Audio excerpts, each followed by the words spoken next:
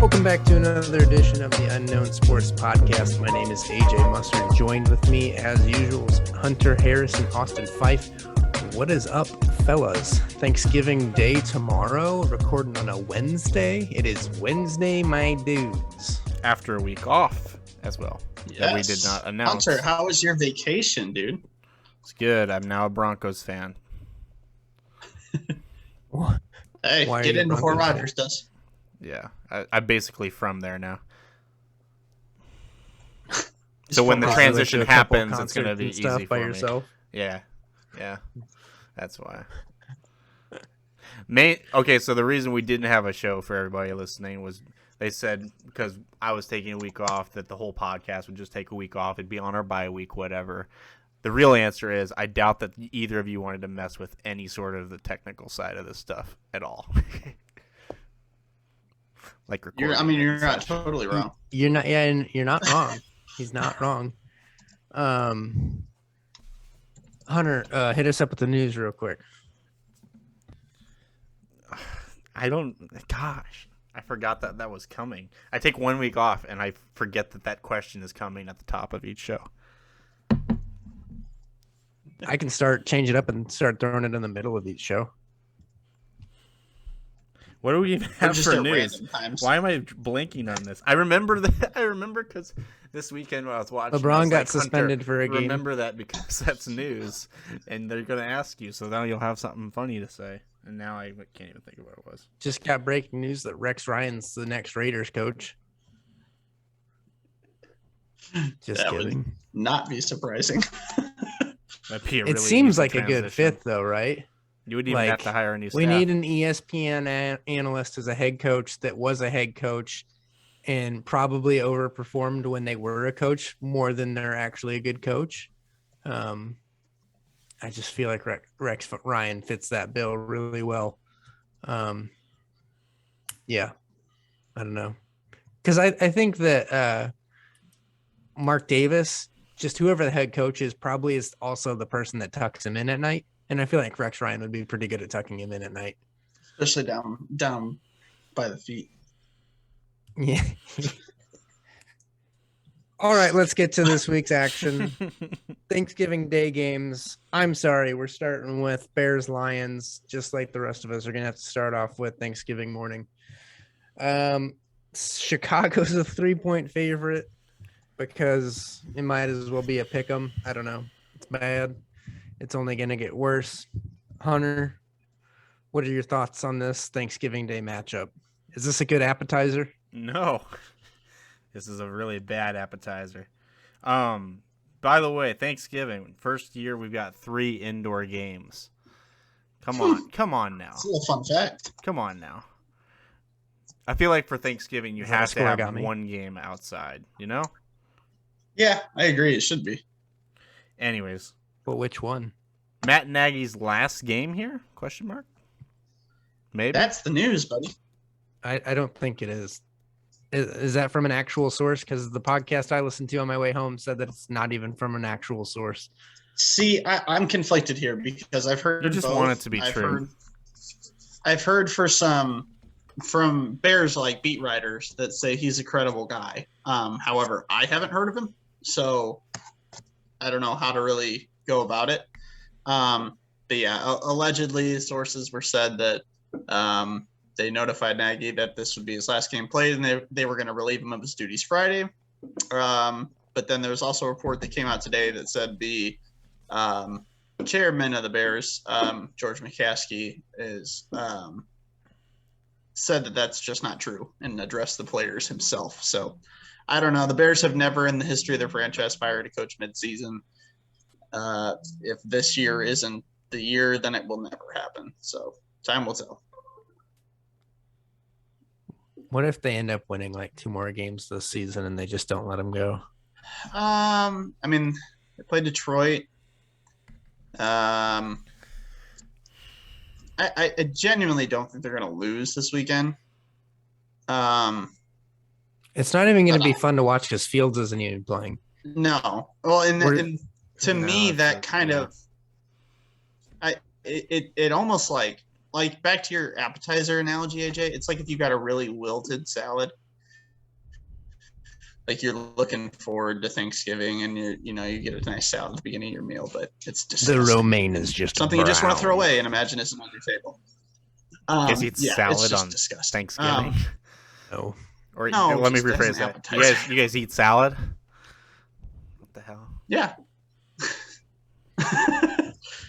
Well, it's hard to get them from DoorDash, so I mean, I get why you would. Yeah. I'm gonna go with the Bears in this one, but it wouldn't surprise me if the Lions won. I'm going the Lions just because I want this game to maybe at least be competitive. Maybe that would make it semi-watchable. I think it's going to be competitively ugly. Yeah, I think it's going to be a close game because both teams just aren't any good. Yeah. But Khalil Mack's not playing. He's done for the year. That was some news, Hunter. Akeem Hicks is out already. Allen Robinson is doubtful. Eddie Jackson is questionable.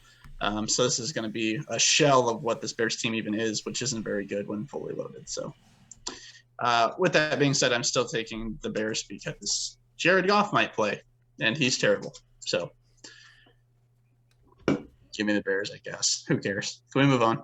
Yeah. Raiders-Cowboys is the next game. Raiders on a skid. The Raiders have not looked good. The Cowboys' offense has not looked good, but that defense is still, actually playing pretty well. I do think that that's a good defense. I think Dan Quinn's done a pretty good job. Cowboys are a 7.5-point favorite at home. Feels pretty big to me, but I feel like the Raiders are skidding in the wrong direction, so I'm going to go Cowboys. Yeah, skidding's pretty good. That's pretty good. We're going to keep up with these Thanksgiving terms. I mean, that's kind of a post-Thanksgiving meal term. Oh, I was thinking more like Henry Ruggs. Yeah, so was I. No. Wasn't going with that. No. Like skidding into an oncoming vehicle. Yeah, no. Wasn't going there with Judging by the reports of 120 plus miles an hour, I don't think he was even trying to stop. Yeah, that's probably true. He was coasting. CeeDee Lamb's on the fence to play here. If they don't have CeeDee Lamb, they already will not have Amari Cooper, if I'm correct. Yep. I think you're right. Cooper's out. If Michael Gallup is your number one option, that might cause some problems. But they do have a really talented backfield and Ezekiel Elliott. So, that'll help. I like your Ezekiel Elliott shot there. I didn't even get a side eye from Hunter there. I think he's moved past it. You're dumb. Just keep going. You're dumb. I don't think they're going to cover a full touchdown. I don't think they're going over a touchdown. I think they win this game. I think they probably win it by a touchdown, but over a touchdown, I'll take Derek Carr. This just isn't even a game that I care enough to argue with you on. I'm not gonna. You have valid points, Austin. Good, nice job. You both did your homework. You have valid points for sure, and I'm not even arguing with you here. I just think that the Raiders are trending in the direction of season's going to end very badly here. I agree. Who was it that I can't remember who I was listening to, but they made a really good point earlier today on their show. I think it might have been Nick Wright, maybe, where you build up this team with that one coach, and it's specifically designed for that coach, and an interim. Oh no, I believe it was actually around the NFL. Actually, just keep going. The interim steps in and he tries to take over, and he does a good job for a while because it's new and everything. But the team's not made how he knows, how he wants it to be. You know what I'm saying? And it kind of falls apart towards the end. It's not his scheme. Yeah. On top of that, they have Ruggs, who's already going to be out. So that takes away the deep threat as well. You can say Deshaun Jackson's supposed to fill that. Best of luck with that. I don't think the Raiders are nearly what they were at the beginning of the season. I'm taking the Cowboys to cover. No, the Raiders won't get back to the form they were in at the beginning of the season because they don't have that deep threat. And also, they've had so many things, not just on the field go wrong, but off the field that it's just their season's just over. I mean, I I think with the Cincinnati loss last week, I think that was a fork in the road game for both of those teams. Whichever one of those teams won was going to keep, staying in the race, and whichever one lost and was going to be out of it. And it looks like the Raiders on the end of the stick. This is who the Raiders are, though. I mean, it's who they've been the last 3 years. They come out, play fairly well. I mean, maybe not great at the beginning of the year, and then you get closer to the midway point, and they just fall apart. It's kind of like Ron Rivera with getting slow starts. Yeah, it's like backwards. Yeah. If they could hire John Gruden to coach the first 6 games and then Ron Rivera to coach the last 10 games, I feel like they'd be, or 11 games now. 11, yeah. Very good. Could be a good team. All right, let's move on. Bills Saints, the evening game of Thanksgiving Day. Buffalo's a 6-point favorite at New Orleans, the last dome game. Thank you, Hunter. Saints haven't looked great. Simeon didn't look good last week, but also Josh Allen has been really hit or miss. I can't believe that Josh Allen's kind of been in MVP talks this season, because I don't think he's really played outstanding by any means. He's been good, but not great. He's been an average NFL quarterback this season. But I think this is a game that they could get going, and they get they go back in the right direction and get a dub this week. I'm going Bills. It's kind of, you guys know I'm going to do this. This is the same thing like last year. I always said he's really inconsistent, and last year he ended up having a string of really, really great games, but over his career he's just inconsistent. It's what he's going to be. And I think this year it's just regressing back to that. I think he's just going to be an inconsistent player for the rest of his career. But that being said, lost a couple in a row now. I think the Saints team is a bad football team with Trevor Siemian back there. Plus, they have no Kamara this game as well. I am 100% locking in the Bills here because I think that they need this game on top of all of that. So, covering the spread. Locking it up on a Thursday, dude, that could make your Sunday pretty disappointing if you get it wrong. Oh, yeah. Oh, yeah. I'm all over that with you, Hunter. Add on to the fact that they need this game. This, to me, is a legitimate fork in the road game for Buffalo. Mm-hmm. If they don't win this game the way New England has been playing, Buffalo will be looked at as a splash in the pan. It was last season. It was because New England was down. It's not because they're a good football team and they won't be a good football team moving forward. Doesn't mean that's necessarily true, but that's how they're going to be looked at least for the rest of the season. They have to win this game. You have to keep pace with New England. New England's playing really well. You're not. Can you scrape together enough wins to keep yourself in there for when it clicks on later in the season? Because I think they will bounce back, but you can't dig yourself a hole here. Next on the list, we've got the Sunday games, the Cleveland Browns at the Baltimore Ravens. Baltimore's a 3.5-point favorite. Hunter, what do you think about this game in general? Man, the Browns look really, really bad right now. Really, really bad. They are really bad. I have to take Baltimore. I really don't have any choice. I want to take Cleveland because I believe they're getting Hunt back this game as well. Definitely want to take them, but I'm going to take Baltimore to cover because Baker looks terrible. Just terrible. Austin? I wrote down the games in the wrong order, so I wasn't prepared. Okay. Yeah, I mean, Lamar should be back. I do think the Ravens get a nice boost here morale-wise, pulling out a game without Lamar. Yes, I agree with that. If Lamar gets back and is his normal self here, Cleveland's clearly not what we expect them to be this year. And that should be fairly easy for him moving forward. I think Baltimore's got this one for sure.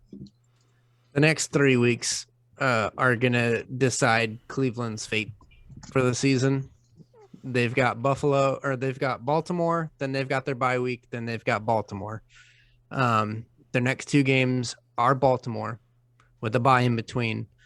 You got to split it for sure, right? At least. So this is how I see it.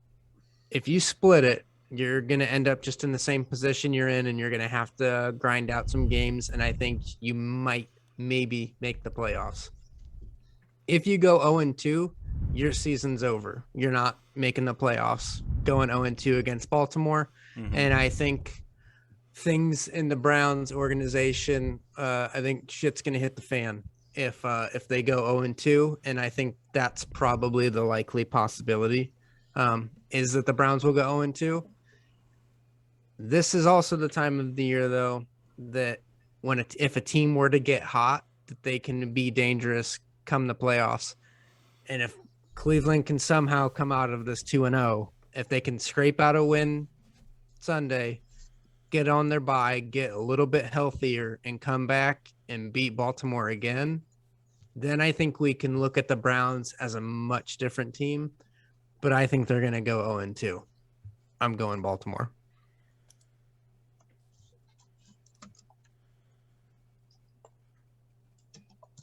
In silence. I mean, I'm with you. I think you hit the nail on the head. I mean, it's exactly what this 3-week stretch is for him. I know they activated Kareem Hunt to practice. Is he going to play this weekend, or is that? I believe he might, and I know Conklin also came off of IR as well. So two nice with those pieces. two playing, I think Cleveland has a legit shot at this game. For sure. I think them being activated too tells you that this is desperation hour, that they have to win the front end of this 3-week stretch. Well, I mean, it totally changes the perception of your bye week. Yeah. I mean, if you win this game, you just won a division game against a team that's probably going to win the division. You're getting healthier. You got a bye week to figure some stuff out, and your whole outlook on the rest of the season is drastically different based on this game. Well, that's the other thing too, is that if they do walk away 2-0 with this, they could end up on top of the division, because that division's it's only swing. This division is only a 2-game difference, and you're going up against the team that has the 2 games. Yep. Because Pittsburgh has a half game on them because of the tie. And right. I believe Cincinnati might have 1 game on them, maybe. Yeah. Or it's the same. No, it's got to be 1 game because they're ahead of them. So yeah, it's huge. It's huge. It's a really big game, but I think they're gonna lose it. Now, what time is that game? Is that a noon game? No, it's a noon game. 1 o'clock Eastern. Game. Okay. 11 o'clock Central or Mountain Time, 10 o'clock Pacific Time. Yeah, I'm still on Mountain Time, so keep throwing that at me. Gotcha. All right, next on the list, we've got the other AFC North matchup, Steelers at Bengals. Bengals are a 4.5-point favorite in this one. I don't really know what to think about this one. The Bengals don't look like the Bengals of early in the season. Maybe it's cold weather and Joe Burrow's limpy throwing arm. And playing in Cincinnati. I feel like Joe Burrow is the one bright spot on that team. Or not one, but one of the bright spots on that team. Yeah, but he throws a lot of fourth quarter interceptions. He does. And he also can be inconsistent in the middle of games sometimes. I like He's Joe still Burrow. a young quarterback. I like him, though. Yeah, no. I agree. Yeah, that is one thing that the farther into the season, the more expectations there are for the Bengals because they are in the spot that they are. I think that the target is growing on Burrow's back. He missed almost the entire year last year. Yeah. So I mean, this is effectively its rookie year. Mm-hmm. I mean, for him playing as well as it is, I know mentally he was in this. You know, he was in the building, he was rehabbing, he was learning the offense and all that kind of stuff. But so as far as going out there and actually getting reps and stuff with the team, I mean, this is effectively the back half of his rookie year. So, I mean, I wouldn't hold too much against him. I'm not saying either of you are, but I feel like as a group in the media, they've really kind of started targeting him. This is actually my lock of the week. I'm taking Cincinnati to cover. Really? I don't believe what we saw from Pittsburgh is who Pittsburgh is repeatable. I think they're very beatable. I think they can win this game by a touchdown, at least. Najee got banged up at the end of the game.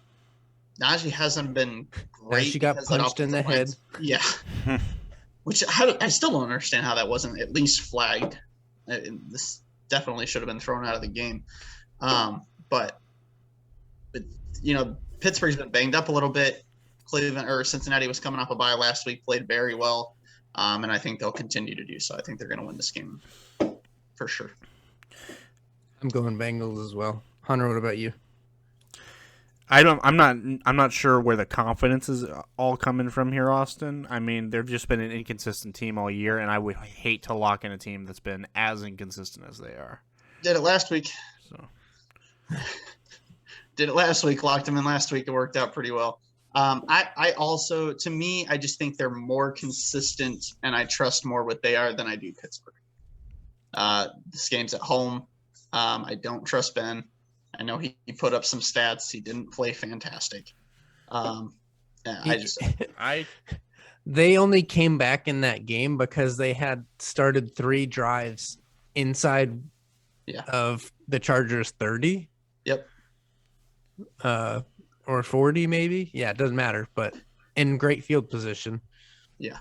If you make that team have to drive 60, 70 yards to put up points, they don't do it. Right. I trust Pittsburgh more just because of coaching. And I think that's fair. I don't think Mike Tomlin's, one of the best coaches in the league, personally. I think I've made that known. But he's way better than Zach Taylor. That's why I lean Pittsburgh. I'm taking him to cover. Not confident in it, though. Either way. Next one on the list is probably one of the better games on the board. Is we've got the Tampa Bay Buccaneers at the Indianapolis Colts. Tampa Bay's a 3-point favorite on the road. Indianapolis got their first win against a team above 500 last week. Can they repeat? If Vita Vea doesn't play. I don't think he is. I thought he was out for a while. No, he's not for sure out. He's on the fence to play. I'm going to double check myself as I'm saying that. But I believe he's not been ruled out. Hunter, what do you think? One day ago, Bruce Arians says Vita Vea should be, quote, good to go for this week's game in Indianapolis. If he plays, I think he does enough in the middle of that line with the Quentin Nelson injury to kind of bog up the run game, and I don't trust Carson Wentz in any way, shape, or form to play anywhere near the level of Tom Brady. So I'm taking Tampa here because it looks like Vita Vea is going to play. If he doesn't, don't be surprised if Indy just gashes them up the middle. I'm going Bucks too.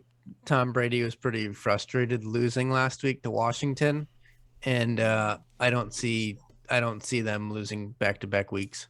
2 weeks ago. Yeah, 2 weeks ago. Sorry. One thing we haven't mentioned: Antonio Brown being out for them because of the fake vaccination card. That's a big blow to them. Big blow to them as well. Wait, he was hurt on top of that? Yeah, he hasn't played in a while. I thought, no, he was coming back, I thought, off of injury when this happened. I thought he was coming back to play. No, he's hurt. No, they came right out and said that one of their trainers was in the room when they were getting vaccination shots, so they shot that down pretty quick. Huh. 6 days ago, Antonio Brown on the field for the first time in a while as he recovers from an ankle injury. So he's just good and there's no repercussions from that? I haven't followed this that closely. I mean, they allegedly were in the room when he got his vaccination shot, so they're basically just calling it a lie. According to what I've read. I don't know how to take that, but Antonio Brown is just like, hey, here's $1 million each. Just say I got it. Yeah, he's been out the last 4 weeks, and he said there's about a 50-50 chance whether or not he plays this week. He's passing out all his old Pittsburgh Bentleys to everybody. I wish we had a podcast last week because I'd be gloating this week a lot about my Colts pick. You're still going to gloat about it? I'm still going to gloat about it because I texted you guys that they were winning outright, and they did.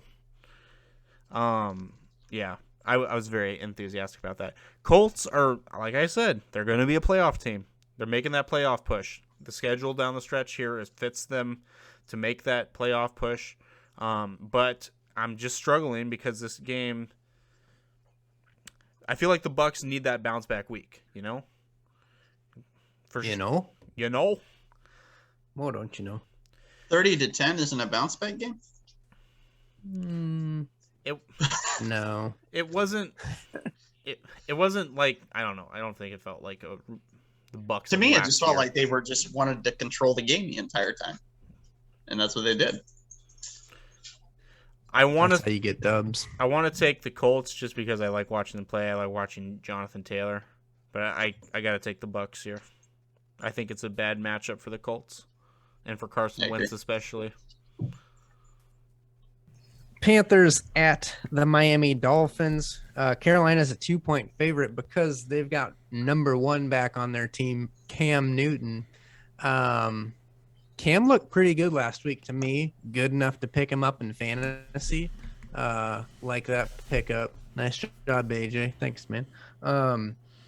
I'm going Panthers here. I like the little swagger that the Panthers have. They played a really good game last week against Washington, and Washington actually played a pretty good game too. Washington's on a bit of on a climb as well. I know we're not talking about Washington right now, but I think that was 2 teams that took a step in the positive direction, and the Panthers just ended up being the team that lost the game. What do you guys think? I agree. They're definitely feeling themselves right Cam's now. Yeah, I mean, Cam's fine. How long does the wave last? Yeah, that's the Another question. week or two. A couple games. Yeah, another week or two. And then before he has to really throw bad. the ball. Yeah. Then we remember who Cam Newton is. Yeah. He threw an absolute strike to McCaffrey Really hard on a wheel route. Right. It was a really nice throw. No, I mean, he throws the ball hard well. It's when he can't fire it 95 miles an hour that he struggles to be a quarterback in the NFL. Man, that sounds like someone else that plays quarterback for a team that I might watch a lot. I don't know. Sorry. Yeah, no, I mean, don't get me wrong. I love Cam. I love watching Cam. He's super fun. But we all know what he is at this point. It's just a matter of how long before they get down in a game, a few scores, and can't run his offense. And he struggles a lot. So enjoy it while it lasts. I don't think it's going to last too much longer. But I do think it will last enough here to beat what I think is not a very good Dolphins team. That's my reasoning as well. Dolphins last week kind of struggled with the Jets. I took him as my lock, and I think I kind of got lucky with them covering, to be honest. Yeah. Right, if Joe Flacco can do that, then Cam can do it too. Next on the list, we've got the Tennessee Titans at the New England Patriots. New England is a 7-point favorite at home. Pretty rough stuff. Being a touchdown favorite against the number 1 seed in the AFC. What do you guys think? Yeah, that's wild to me. A whole touchdown. I mean, A whole touchdown. You could argue this is the best team in the NFL right now. You could. They're the hottest team. Right or now. one of them. Yeah. Defense is playing out of its mind. Yeah. Defense is playing really good. The offensive line is really good. I don't think J.C. Jackson's getting enough talk. That dude's good. He is very good. Very good player.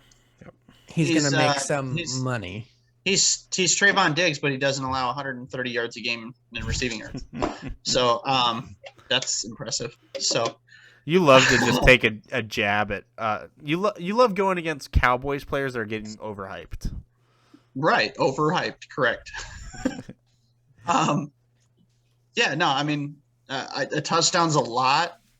I'm going to take the Titans here to cover a touchdown, but it wouldn't surprise me in the least bit if they won this game by 21 points, just because they're really, really hot right now, and Tennessee has not looked good. And I'm going with the Patriots because I trust the evil Emperor Belichick to come up with a great game plan to make Tannehill look really, really bad. Yep. Yep. I'm going Patriots. Yeah, I think he makes Tannehill look pretty bad this week. I mean, Bill Belichick doesn't have to worry about the run game. He's like, oh, wow, now I just have to scheme to stop Ryan Tannehill passing, which I was able to do in Miami every single year. Yeah, this is a dub for us. Mm-hmm. I'm going New England. Same. Tennessee's played very well against good teams, though. They have. They've struggled against bad teams. That is very true as well. Next on the list, speaking of very bad teams, we've got the Philadelphia Eagles on a bit of an upswing at the New York Football Giants, the very bad team. Philadelphia is a 3.5-point favorite, and I think that's disrespectful to Philadelphia in all honesty. I think Jalen Hurts is playing really well. Fantasy QB number 1 right now. I'm locking up the Eagles in this one because I like how the Eagles look. Best rushing attack in the league, and that Giants team is garbage. Man, you guys love hitching your wagons to teams that are very inconsistent.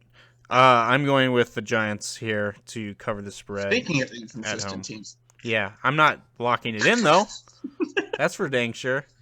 I mean, your whole mantra on the Bills is how Josh Allen's inconsistent, and you lock them in. So, but they're also a good football team going up against a terrible quarterback. Do as I say, not as I do. Yeah, the Giants suck. They're not good. However, the only thing that worries me, I'm still taking the Eagles here. The only thing that worries me is coaching changes give players an uptick. It just does. Morale is better with Jason Garrett getting fired here. Freddie Kitchens doesn't stepping up, baby. As an offensive coordinator, he was not bad. The offensive numbers for Cleveland went up quite a bit when he took over just as the offensive coordinator and play caller. And morale matters. It really does. I mean, I know a lot of the times we get caught up in which team's more talented. When you're in an atmosphere that you want to be in and that you're excited to be there, your play goes up exponentially. So I still think Philly covers here, but I do think this game is going to stick closer for a lot longer than people think. I think you're right in the fact that Freddie Kitchens, I think, is a decent play caller. I'm not taking any shots against him. I mean, the shots people took against him when he was in Cleveland is that he didn't know how to prepare the team for the game that week. And he doesn't have to do that. He's the offensive coordinator. He just has to come up with an offensive game plan and call the plays and make adjustments. And I don't think he's terrible at that. Yeah, I'm with you. I could see that. I could see the Giants maybe having a little spark. But Jason Garrett, goodness gracious, are you going to be a special teams coordinator next? Like, I mean, quarterbacks coach. He feels like a guy that we'd see on TV sometime and be like, why is he on TV? Like, why? He's got a face for radio, dude. He's got to be like one of the nicest people in the world, right? Or just like he is. Or just have, blackmail on a bunch of people. I don't get like the dark vibes from him at all, though. No. Like, I feel like he just latches on to the owners and like becomes their best friend, like just like he did in Dallas. And it's like, yeah, no, we're not going to get rid of this guy. I read a few reports today that said Joe Judge didn't want to bring him back this season. And it wasn't his decision to keep him around for this long in the season. He's been wanting to get rid of him for a while. That's bad. All right, next on the list, we've got the Atlanta Falcons at the Jacksonville Jaguars. Atlanta's a 2.5-point favorite in a game that's going to get a 0 rating. I don't think Jaguars fans want to watch. I don't think Falcons fans want to watch. And I'm taking the Jags because the Jags defense has been playing a little bit better the past couple weeks. Not so much last week. But that team looks like it's gone in the right direction a little bit, whereas the Falcons look like they're in a boat without a paddle. They're just kind of spinning in the middle of the lake. I'm taking the Falcons because, sure, I don't care. Yeah. Austin, anything? 1, who cares? And 2, Matt Ryan's not going to lose to a team that bad. All right. He's taking Atlanta. Next game, let's see if we can top that time. New York Jets at the Texans. Houston's a 2.5-point favorite. Tyrod Taylor is the quarterback. I'm going Texans. Give me Tyrod. Let's go. 1, who cares? 2, Tyrod Taylor can beat a team as bad as the Jets. Next on the list, a game that we can talk about a little bit more. That was pretty good, guys. That was under 10 seconds, according to my sundial. Chargers at Broncos. Chargers are this game's in Denver, City by the Bay. Hunter, dude, you got to be at the City by the Bay? Broncos. There was no Bay. I found out. Chargers. I'm just Chargers 2.5-point favorite. I'm 2.5-point favorite against these Broncos. That seems pretty easy for me to go Chargers here, right? Because from what I've seen, is the Chargers can put up 40 in a game, and I don't think Teddy Bridgewater has ever scored 40 since he's been at Louisville. Yeah. Chargers too, I guess. I mean, this game's obviously important for the Chargers. I'm not jazzed to watch this game at all. How bizarre, dude. I have a weird question for you. Did you guys really hone in and watch that game against Pittsburgh? Yes, actually. Was that the best, worst game of a quarterback's career? You thought Herbert played bad? He played really well as a whole, but the mistakes he made were just awful. I think he's still learning, dude. Yeah. I feel like he's agree. been making mistakes like that for a minute now. But it's like he wasn't perfect last year, even though we want to make him out to be. Right. Specifically, the sacks that he takes. It's like he gets. He does this take some really bad sacks. But not even situationally, he just runs into them. It doesn't make any sense. He's back there, and it's like he has this internal clock, which he needs. And it is a good thing for a quarterback to have. But instead of escaping the pocket, it's in his head, he's like, I'm supposed to move up in the pocket. But there's two guys right there. And he's just well, I'm supposed to. And just launches himself into the defensive tackle.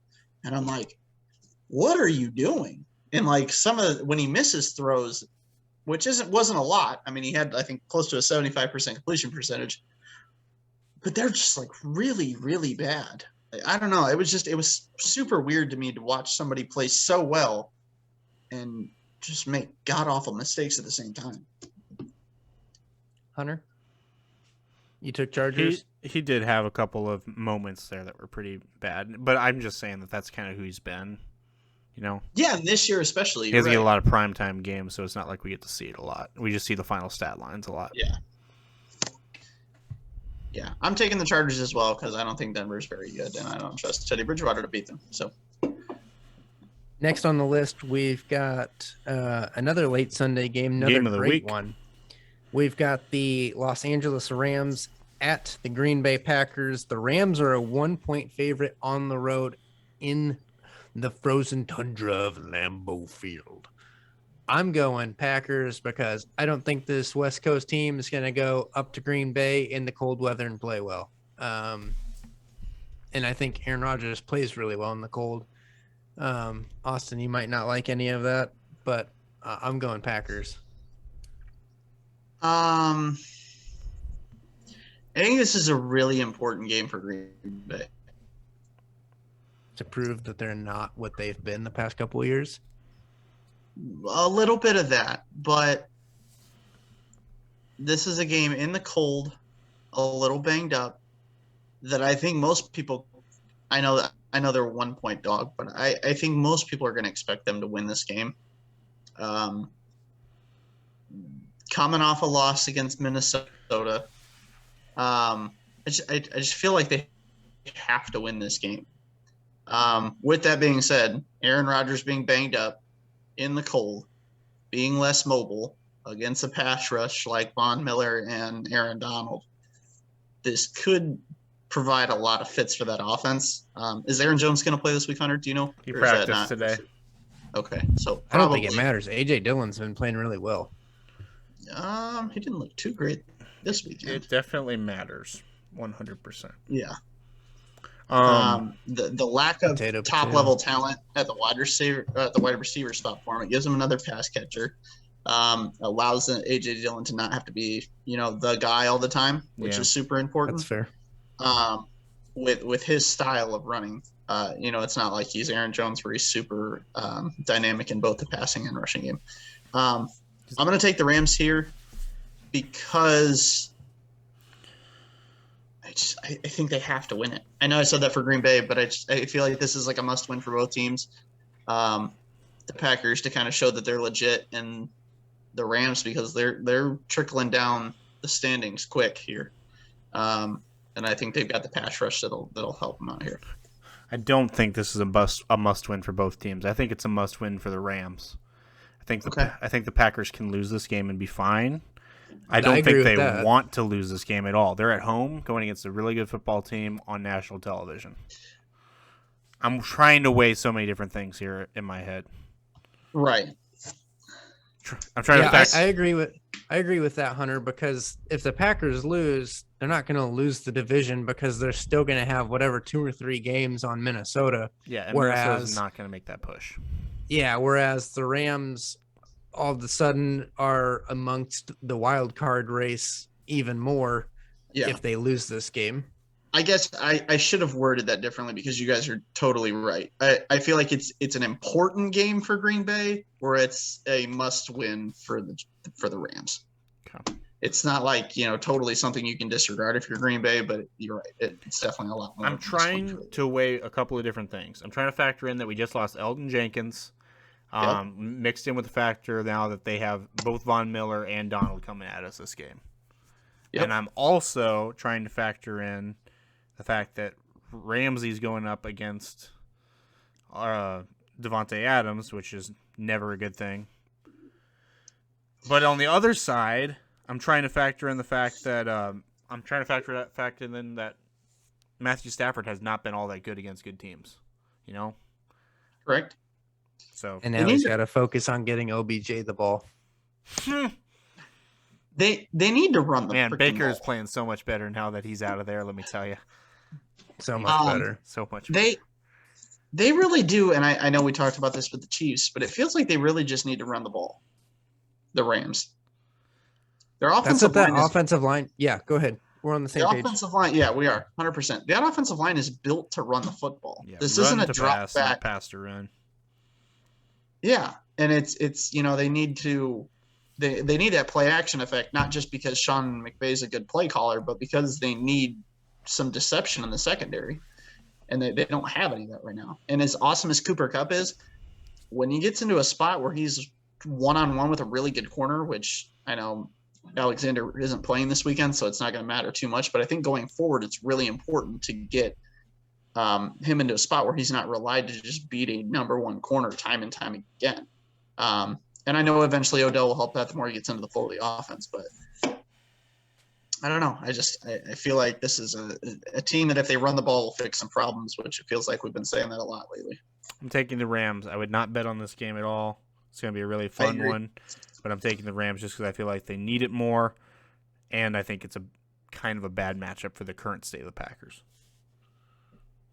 Yeah, really. I mean, from last year, that's the top 3 offensive linemen now, right, that are out? Yeah, Bakhtiari might come back this week, possibly. Okay. That would be absolutely huge. Yeah, I mean, that would be very, very, very big. Yes. Very big. But between Jenkins and Lindsley and if we had Bakhtiari and Jones back this week, that helps a lot. Yeah. But I'm still just Rams. Give me the Rams. Next on the list, we've got the Sunday night game, Minnesota Vikings at the San Francisco 49ers. Again, 2 teams in the middle of the wild card race. And as it stands today, the 49ers, I believe, were on the outside looking in, and the Vikings were in. So this is also a big game. Might not be, as fun as everyone would hope or wanted, Rams-Packers, but this game actually has some meaning to it. I think the Niners win a blowout. I think they gash them. Destroy them. Vikings, dude. Give me some Cat and Kirk in prime time, dude. Not prime time. It is. It's Sunday night. Oh, it is? I thought this was the 4:00 game. Yeah. No, this is Sunday night football, dude. Well, that ruins my whole logic behind picking this pick.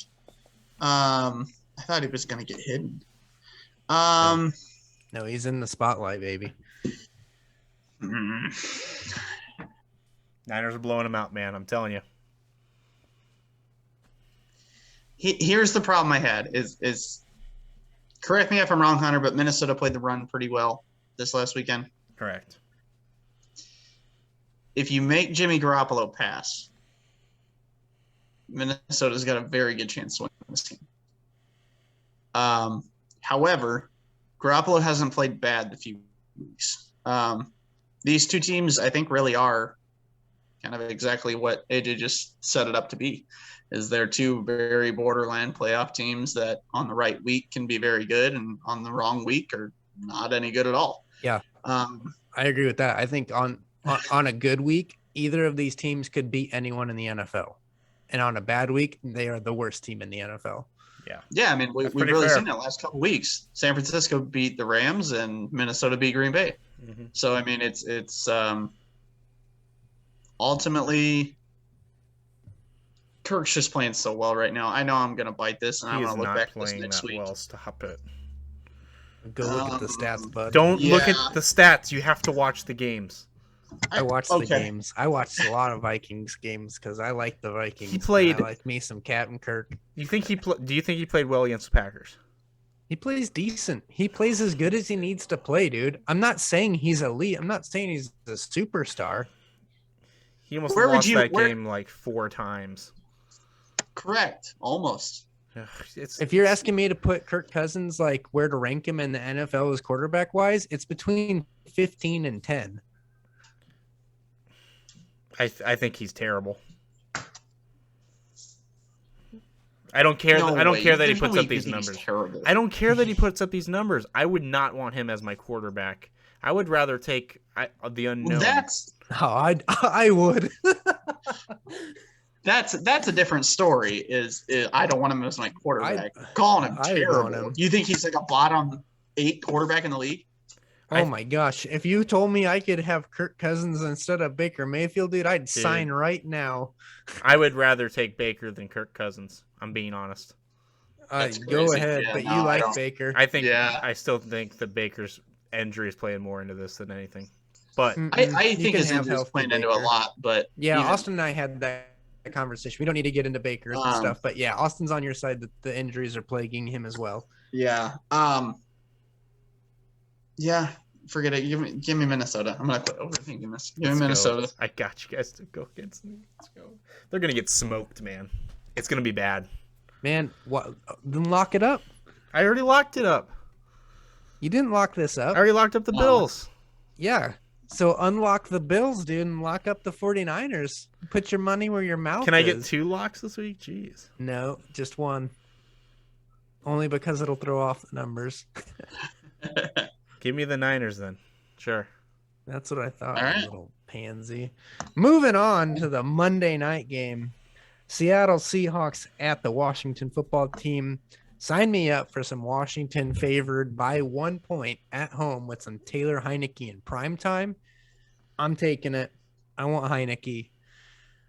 Russell Wilson, keep losing. Maybe come to the Browns. I don't know, dude. If we can't get Rodgers, that's fine too. I'm not going to get either, so I'm going to have to watch Baker next year, so this can be really sad. Is Russell's excuse entirely the injury?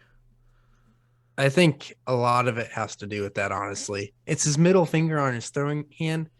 I don't know how he's 100% healthy. It was a miracle that he recovered so fast. His doctor said so in the sign letter. I know. But I bet there's a little sharpness of pain when he throws that football. Quick shout out work ethic. Quick shout out to Rodgers for trying to steal some of that thunder today, throwing his foot up on the cam, trying to show everyone how hurt he is. I'm trying so hard to not watch any Rodgers clips anymore. He is so cringy, dude. I really thought he was super entertaining in like the last 12 to 15 I was getting dude, you're just so cringy. I was beginning to get a little bit tired of him on the McAfee show a little bit ago, to be honest.